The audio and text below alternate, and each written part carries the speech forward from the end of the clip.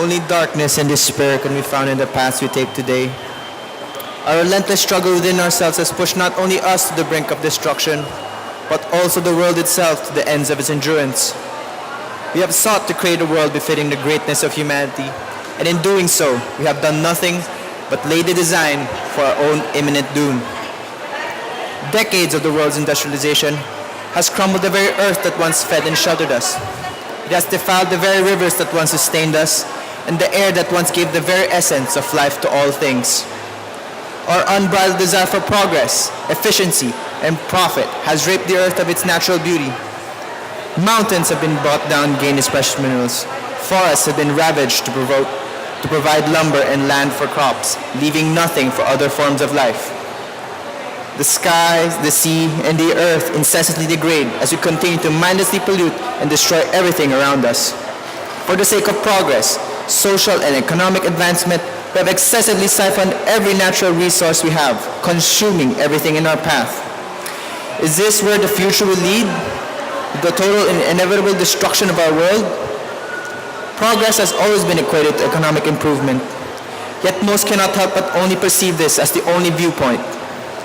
Most often than not, as the economy grows in a faster pace, so does environmental degradation. China and Brazil, both of which are one of the highest emitters of carbon in the world, follow this vicious occurrence. Brazil, once hailed for its rainforests and biodiversity, has demolished hectares of its forests to create more agricultural land for both food and biofuel production. Thousands of species have become homeless, if not extinguished by this desecration. Its carbon emissions can be linked from its butchering, as rainforests contain tons of stored carbon dioxide within the trees and the ground itself. With this in mind, we cannot say that Brazil's production of biofuel is environmental in nature. China, though becoming one of the biggest economic powers in the world in a short span of time, has become one of the most polluted countries in the world. Its bustling and rapidly developing industry has created an underlying consequence to its environment. The lack of concern and awareness for the environment cannot only be seen in these places, but also all over the world. We concern ourselves too much on the cost of things, rather than their value and consequences. What will our children await when they open their eyes to the world we have built? Will they still witness the majesty and grandness of all that nature once beheld?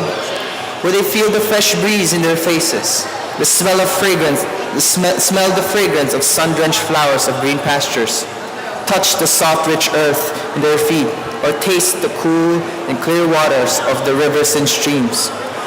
Will they still see the elegance and diversity of life in the world, or the purity of nature itself? Or will our children see only the end of the world as the abyss we have created consumes it?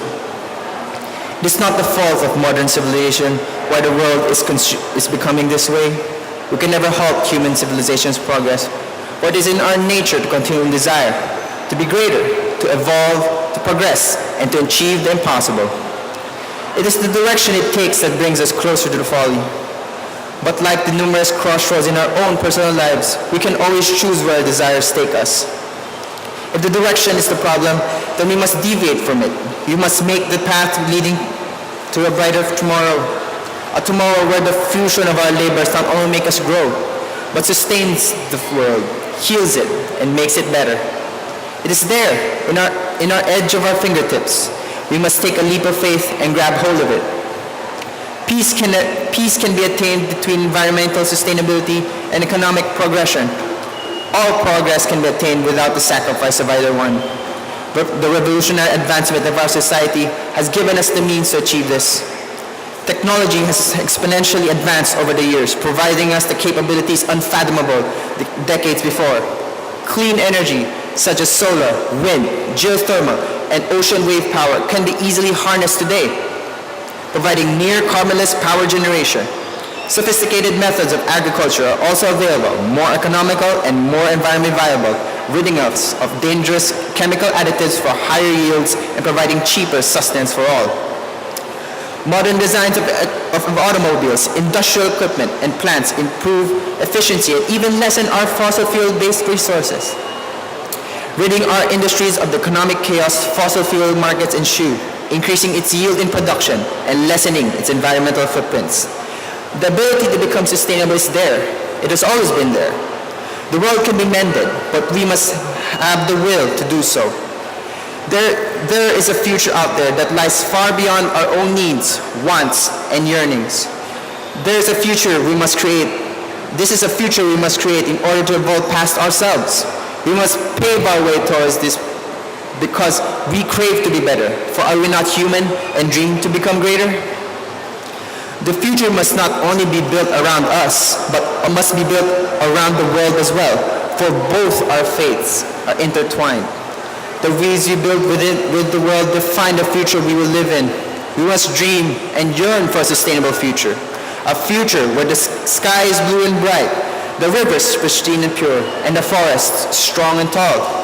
A future where the machinations of economic, social, and industrial development coexist with our natural environment. A future where we can live, where our children can live, not just survive, but truly and wholeheartedly live until the end of time. The path towards a grander and more beautiful future awaits us in the horizon. A righteous journey has never been an easy one, nor has it been an uncostly one. The path is brimming with difficulty and peril, obstacles undaunting and fierce. We must continue moving forward for the fate of our children, our humanity, and our world. We cannot fail in this quest because our failure is our doom. Because if we fail here, now, and no one will be there to save the world. Darkness and despair can be found in our current path, but the future is never set in stone. What we do today determines our fate, whether we find the light in the darkness or vanquish the despair in our paths. What we choose today defines what we and the world become. We need but the strength to take each step, the courage to face all odds, and the hope for a future more radiant than ever before. Thank you.